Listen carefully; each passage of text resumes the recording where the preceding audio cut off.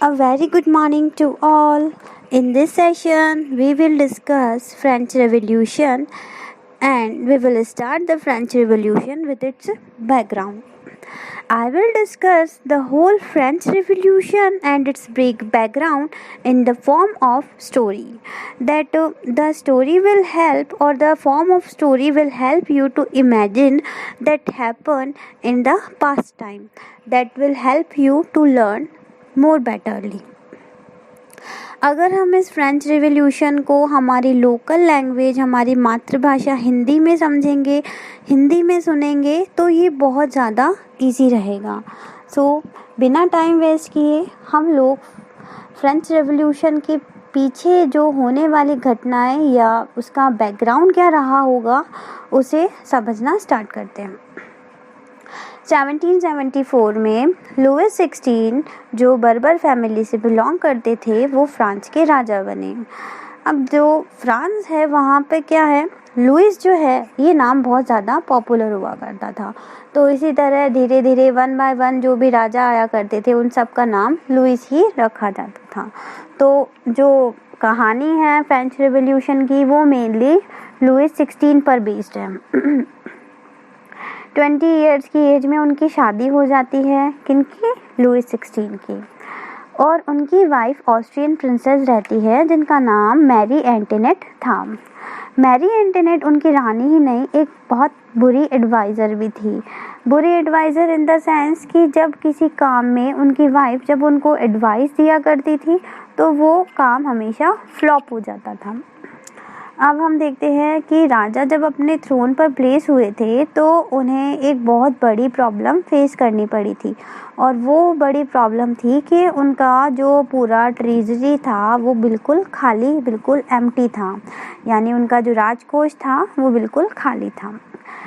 लेकिन यहाँ हम खुद सोचने में पड़ जाएंगे कि इतना बड़ा एम्पायर जिसकी ट्रेजरी बिल्कुल खाली है तो ये कैसे पॉसिबल है.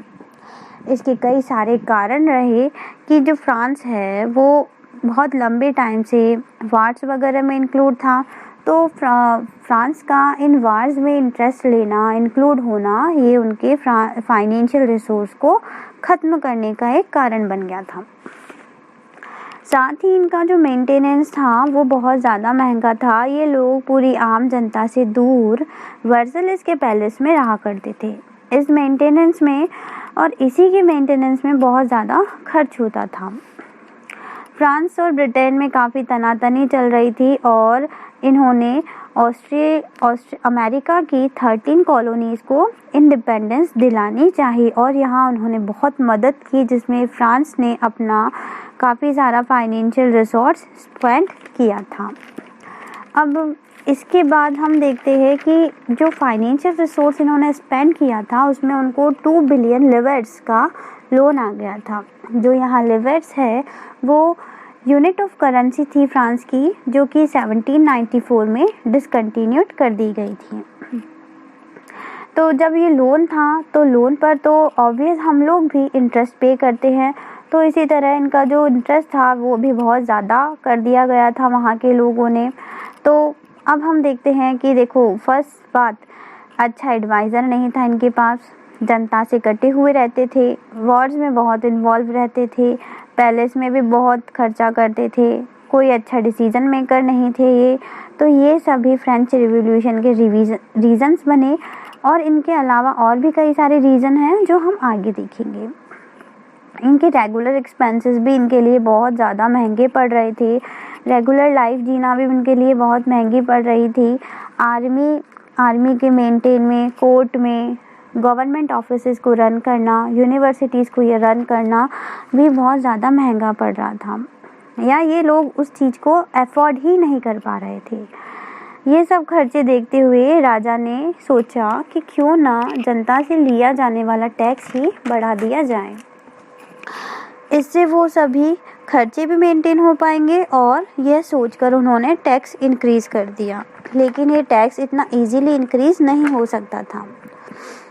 और यहाँ हम देखते हैं कि जो टैक्स था वो सबसे ज़्यादा टैक्स पेयर हुआ करती थी इनकी थर्ड एस्टेट. थर्ड एस्टेट जो थी वो हम फर्स्ट एस्टेट, सेकंड एस्टेट और थर्ड एस्टेट इस तरह से पढ़ेंगे। जो फ्रेंच सोसाइटी थी वो 3 एस्टेट्स में डिवाइडेड थी।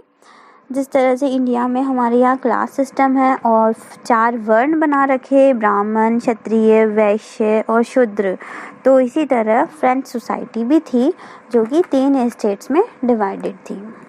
अब ये 3 एस्टेट्स जो थे, जिसमें फर्स्ट एस्टेट जो था वो था क्लर्जी। फर्स्ट एस्टेट को हम क्लर्जी बोलते थे। जो क्लर्जी थे, जिस तरह यहाँ ब्राह्मण होते हैं उस तरह उस सोसाइटी में क्लर्जी होते थे। क्लर्जी यानी नोबल पीपल जो थे, या फिर जो लोग चर्च को संभालते थे, तो इन टाइप के लोगों को हमने देखा कि ये लोग क्लर्जी कहलाते थे, यानी ये फर्स्ट एस्टेट में इंक्लूड होते थे। सेकंड एस्टेट थी नोबेलिटी। नोबेलिटी जो थे, तो इन लोगों को भी ज़्यादा प्रॉब्लम नहीं उठानी पड़ती थी, इनकी भी एक अपनी अच्छी इमेज हुआ करती थी। लेकिन जो थर्ड एस्टेट थी, यानी पीजेंट्स इंक्लूड होते थे, बिजनेसमैन, मर्चेंट, कोर्ट ऑफिशियल्स, ये सब लोग, लैंडलेस, लेबर, सर्वेंट, जो थर्ड एस्टेट थी वो बहुत ज़्यादा प्रॉब्लम फेस करती थी, और जो पूरा टैक्स था वो भी थर्ड एस्टेट को ही पे करना पड़ता था।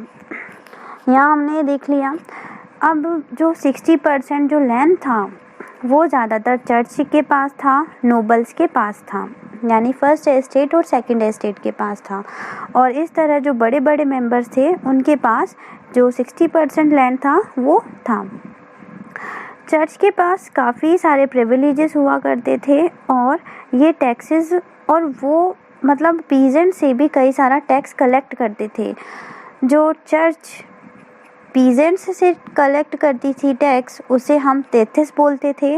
और इसके अलावा जो पीजेंट्स है, यानी थर्ड एस्टेट है हमारी, किसान, वो इसके अलावा और भी टैक्सेस पे करती थी, जैसे टाइले, जो कि वो लोग गवर्नमेंट को डायरेक्टली पे करती थी। तो इस तरह से अलग अलग तरह के टैक्सेस, कभी चर्च को पे करना, कभी गवर्नमेंट को पे करना डायरेक्टली, तो इससे उनके ऊपर फाइनेंशियल बर्डन बहुत ज़्यादा पड़ गया था। और सबसे ज़्यादा अगर प्रॉब्लम उठाती थी तो वो थर्ड एस्टेट ही उठाती थी। इसके अलावा जैसे उनके कोई छोटे मोटे खर्चे, जैसे टोबैको या सॉल्ट वगैरह ख़रीदते थे, तो उन पर भी उनको टैक्स पे करना पड़ता था। धीरे धीरे टाइम चेंज हुआ, साथ ही साथ फ्रांस की पॉपुलेशन भी बढ़ती गई। तो इसमें हमने देखा कि जो फ्रांस की पॉपुलेशन बढ़ती गई, तो वहाँ फूड ग्रेन की डिमांड बढ़ती गई। डिमांड ज़्यादा है, सप्लाई कम है, तो इससे महंगाई बढ़ रही थी कि ग्रेन्स का प्रोडक्शन तो बहुत कम है लेकिन उसकी डिमांड बहुत ज़्यादा है। और हम ये चीज़ बहुत अच्छे से एक्सपीरियंस करते हैं, जब डिमांड ज़्यादा होती है तो ऑब्वियस प्राइस जो है रेज हो ही जाती है, प्राइस में बढ़ोतरी होती है, तो इसे हमने कहा महंगाई। तो जिस तरह हमारे यहाँ की स्टेपल डाइट है कि हम लोग नॉर्मल खाना जो खाते हैं, सब्ज़ी, दाल, चावल, तो इसी तरह फ्रांस की स्टेपल डाइट थी ब्रेड। तो धीरे धीरे ये स्टेपल डाइट यानी ब्रेड वो भी महंगी होती जा रही थी। जो काम करने वाले वर्कर्स थे, मैसन्स थे, उनकी सैलरी फिक्स हुआ करती थी, जो कि बढ़ाई नहीं जाती थी।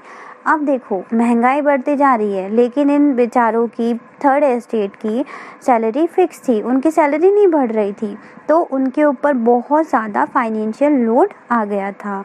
तो यहाँ वो लोग सर्विसेज के लिए भी स्ट्रगल कर रहे थे, या अपने सर्वाइवल के लिए स्ट्रगल कर रहे थे। तो हमारा जो नेक्स्ट सेशन होगा उसमें हम द स्ट्रगल टू सर्वाइव को कवर करेंगे। और इस तरह से हमारे फ्रेंच रेवोल्यूशन का छोटा सा बैकग्राउंड का पार्ट कंप्लीट हुआ। Thank you so much.